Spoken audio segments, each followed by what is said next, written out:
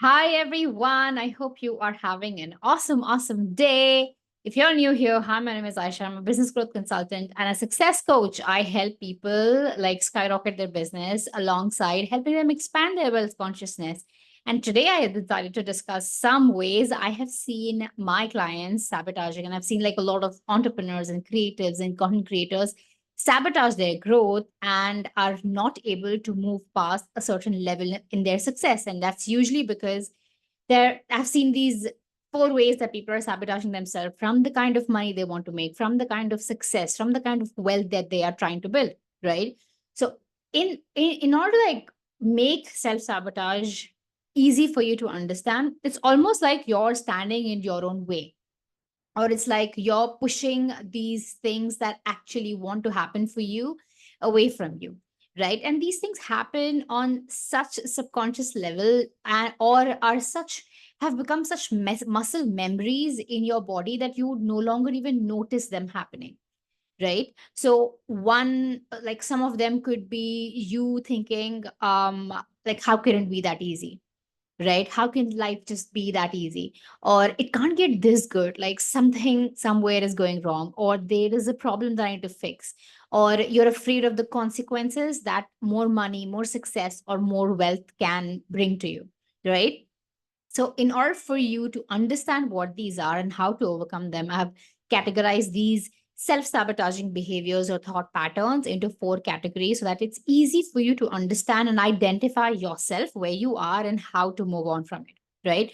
So, the first one is always looking for a problem. Okay, maybe something amazing happened to you. Maybe like a reel went viral, or maybe you signed an amazing client, or you got something that you felt was like, oh my god, this is a miracle, right? Something you manifested out of the blue, and you're like, oh my god, this is so good. It's so good to be true. And you immediately go into problem solving, or you start unnecessarily overcomplicating things, where it's like, now this is what got me here, and like, how do I like sustain this? They're like looking for a problem, looking for like, how do I fix this, how do I normalize this? And you start taking so much action and start applying so many strategies, wherein you're like, it's almost like you want to justify that good thing happening to you, so you go on in this fearful mode. This is mostly in an external way, right? You're sort of like externalizing the problem, where you're like, okay, so what do I fix, right? What needs to happen now? What needs to change? What are the different things I need to start doing in order to like be at this level? And you're almost like putting this thing on a pedestal, and you're like, you don't feel one with that thing. It's almost like this happened out of fluke. I don't think it can happen again. Right. So this happens in an external way, wherein you're trying to find the problem. You're trying to fix the situation. You're finding ways as to how to like, what do I fix? Where do I fix this from? Right. So it's almost like you have like externally externalized and separated yourself from this thing.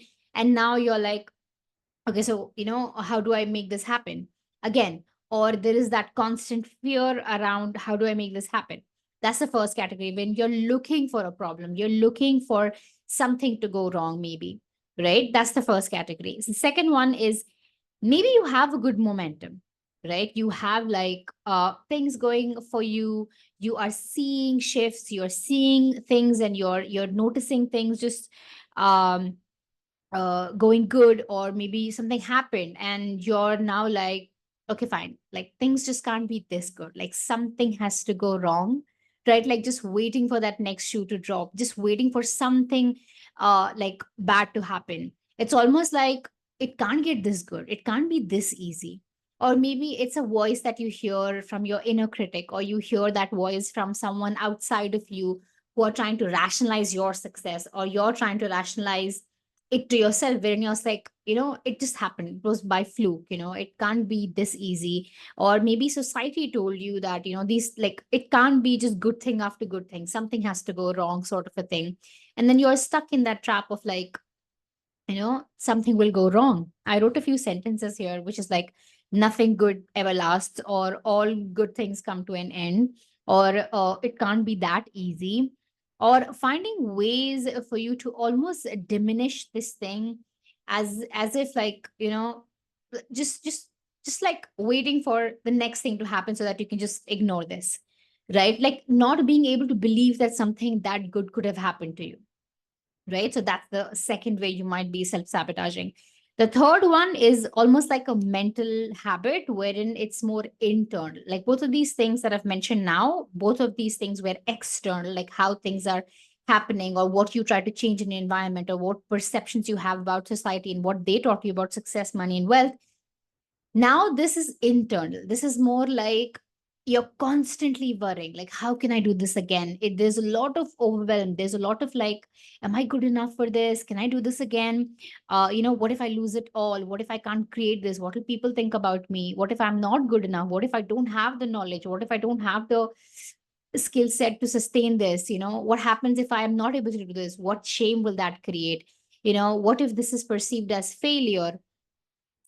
Like it can't be again, it goes back to also the second, which is like it can't be that easy for me, right? All things that you do for internally, based on putting your own self-worth in question, putting your own uh, internal dialogue and that constant state of worrying. This is almost like a muscle memory for people, wherein it is like they're so used to worrying or so used to creating problems. I'm sure, like, almost all of us have been in that situation where we are like so much in that state of worrying, or we're so used to worrying about things and creating problems. Like that's the normal state our brain likes to operate, wherein it's just creating problems and solving problems, and like almost 99% of these problems don't even happen. It's just these perceived ideas, these perceived things that it might happen.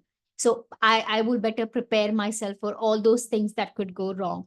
So it's almost like constantly worrying and just having that negative self talk and feeling like you can't do it again, right? Another few sentences could be, what if I'm not good enough? What if I mess up? What if I'm not able to maintain this? What if I don't have what it takes? What if this was just a fluke? Like, and I'm deep down, I'm not good enough for this, right? So that is like the third way. The fourth way is almost like this mindset of a pendulum swing, where it's like, okay, something good happened to me, now something bad has to happen. It's like I had like people and friends in my life who used to think like that. They were like, oh my God, I'm too happy now. Like something will happen, I will start feeling bad. Right. So you are almost in this pendulum swing of like something good, something bad, something good, something bad. Right. You're almost, again, it goes back to the first one, but this is more internal.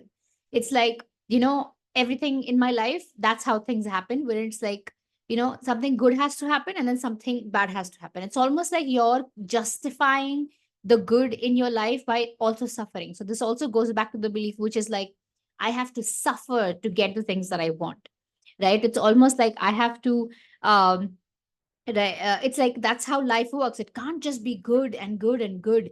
It has to be like something bad has to happen. That's how the nature of life. That's how people told you about how success comes. That's how people perceive that success usually comes. So you are in that pendulum swing of like good, now expecting bad, and then when there is bad, you're like, okay, fine, now I'm worthy of the good. I have suffered enough. Now success can come to me, right? So there might be this mental practice of you going and doing that, where you're even these people who have these sort of patterns, they're also afraid of being too happy for anyone or for themselves. They're like, oh my God, I shouldn't be too happy. Like if you the more you laugh, the more you'll cry. I heard that as well from people. So why don't you cultivate the belief, which is like, good things follow good things, follow good things, like good things follow good things. Like that should be like your default mindset, where like, okay, fine, good things will follow good things and good things will follow good things. And that's how momentum works, that's how vibrations work, and that's how things work. When you allow them to be that way, things get to be easy if you allow them to be easy and possible for you, and you make it a thing rather than being like, my life has to go bad and then something good will happen, or I have to suffer for the success. It's a very internal battle. So the last two things that I said, pendulum swing and the thing about constant worrying, those are internal things that you do. External things are okay, having a good momentum and worrying about like things going up. This is mostly how society teaches you about how success comes, right? So this is externalizing the thing, which is like, nothing good ever lasts. All of these proverbs or idioms that we have learned in our life, which we then apply it in our life and we're like, we find this is how my life is supposed to be because this is what everybody told me. This is how it is. Like there is no other explanation. You just grew up with that belief, right? Next one is looking for a problem, constantly being in the mindset of like, okay, so what do I fix? What do I fix? And because you're so in that mindset of like, something is wrong, I need to fix something. And our brain just loves solving a problem. It's constantly like, what do I fix? What do I fix? And because you are constantly like, what is the problem? Where is the problem? You will end up manifesting or creating more problems in your life because of that constant mindset. So if you've noticed these patterns in your life wherein you are sabotaging yourself, you're sort of pushing success and wealth away, then I would highly recommend you understanding and becoming aware about these problems. In my next video, I'm going to talk about step-by-step methods as to how do you overcome these self-sabotaging behaviors and actually attract more success, more wealth, and more money in your life.